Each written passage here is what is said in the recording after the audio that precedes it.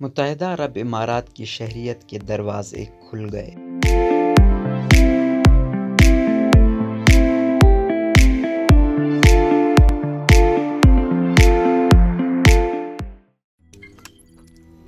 روزنامہ قدرت کی ویڈیو دیکھنے کے لیے ابھی یوٹیوب چینل پر سبسکرائب کریں اور بیل آئیکن پر بھی کلک کریں۔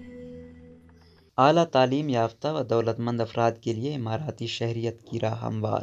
متحدہ عرب امارات نے نئے قوانین متعارف کرائے ہیں جن کے تحت اعلیٰ تعلیم یافتہ اور دولت مند غیر ملکیوں کے لیے اس خلیجی عرب ملک کی شہریت کا حصول اب ممکن ہو گیا ہے۔ شہریت کی اسکیم سرمایہ داروں اور خصوصی پیشوں سے وابستہ افراد کے لیے ہے جن میں سائنسدان اور ڈاکٹرز وغیرہ اور ان کے اہل خانہ شامل ہیں۔ دبئی کے رہنما اور متحدہ عرب امارات کے نائب صدر شیخ محمد بن راشد ال مکتوم نے ہفتہ 30 جنوری کو ایک ٹویٹر پیغام کے ذریعے مطلع کیا کہ ملک کی کابینہ، اماراتی عدالتیں اور ایگزیکٹو کونسلز اس کا فیصلہ کریں گے کہ کون شہریت کا اہل ہے۔ نئے قوانین کے تحت مذکورہ افراد اپنے آبائی ملکوں کی شہریت بھی رکھ سکتے ہیں، یعنی قانونی شکل میں دوہری شہریت کی اجازت ہے۔ اماراتی حکومت نے کہا ہے کہ شہریت سے متعلق قانون میں ترمیم کا مقصد اس ملک میں موجود صلاحیتوں کی تکریم و حوصلہ افزائی کرنا اور مزید اعلیٰ تعلیم یافتہ افراد کو ملک کی جانب راغب کرنا ہے۔ جنوبی ایشیائی تارکین وطن کی پسندیدہ منزل امارات۔ متحدہ عرب امارات پاکستان سمیت دیگر جنوبی ایشیائی ممالک اور دنیا بھر کے ملکوں کے پیشہ ورانہ افراد کی